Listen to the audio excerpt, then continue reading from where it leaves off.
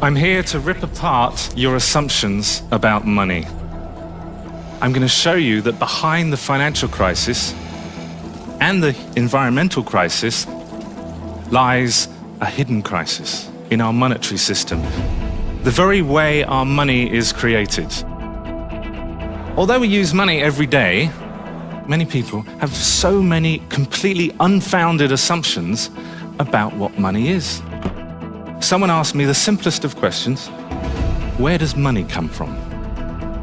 So when you go to a bank, did you think that the bank had the money to lend you when you borrow it?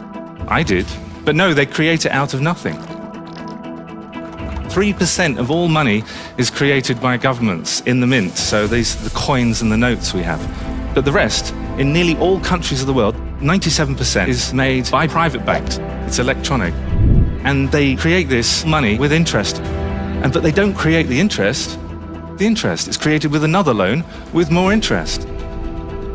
So it means today there is more debt in the world than money. We can't pay off the debts. There's just not enough money. Individually we might, but collectively we're in debt forever. We're paying compound interest forever. Now this creates a lot of problems. The first is this system of money creation as debt with interest means that increasing economic inequality is a mathematical certainty. The second problem is environmental. Because of all the interest, we must have more and more products and services traded, and therefore we must have more consumption of natural resources. Otherwise, the system will collapse and we'll have defaults, recession, and so on. Now, we don't have an exponentially expanding planet, and so for all our ingenuity, all we're doing is delaying the ultimate crash that's been pre-programmed by this stupid money system. So that's the theory. But how does this really feel? We know this is just paper, don't we? As paper, it's not that useful to us. We choose to make it worth something more than that because that's helpful for us. But it would be a delusion to think it has value in itself. Just paper. We are the wealth. Us. Our ability and our desire to do things for each other. It would be a delusion to think this is wealth.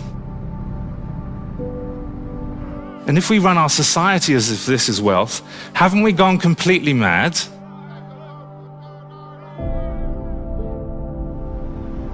So, I used to think anyone talking like this was a nutter. And I think it was my desire to be relevant and my fear of being ridiculed that held me back from working on these critical issues. And I've realized that the mass media help to define what's considered relevant or ridiculous. So you have a key responsibility to encourage effective debate about the root causes of all these crises we're seeing. And what if journalists asked our top politicians the simplest of questions: where does money come from? You might get some funny answers. The Federal Reserve, therefore, is given an incredible amount of power because it decides how much money there is.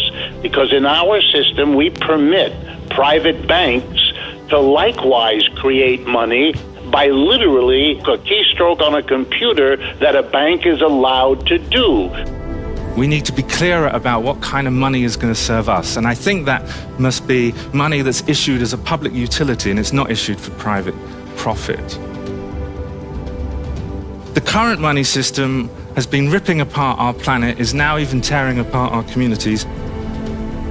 But it doesn't have to be that way. We can stand for what we really value in each other, and we can start by losing our delusions about money, working for real reform, trying real alternatives, and telling a whole new story about money and ourselves.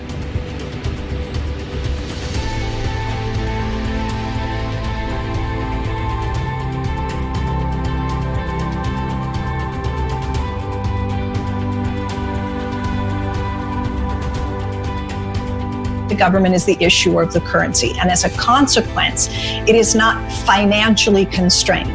If Congress wants to write trillion-dollar spending bills, the government's going to spend trillions of dollars. The question is, can they go too far? And the answer is yes, of course. Right now, we have an economy in a very depressed state. Tens of millions of people have lost their jobs.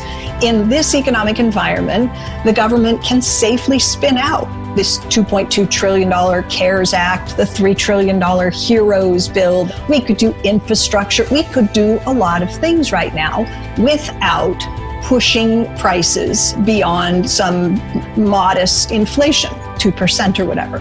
If we push too far, the punishment for that is going to be inflation. It's not going to be default. It's not going to be insolvency or bankruptcy of the country. Every country in the world owes money, but to who? Who does everybody in the world owe money to? And why don't we just kill the bastard and relax?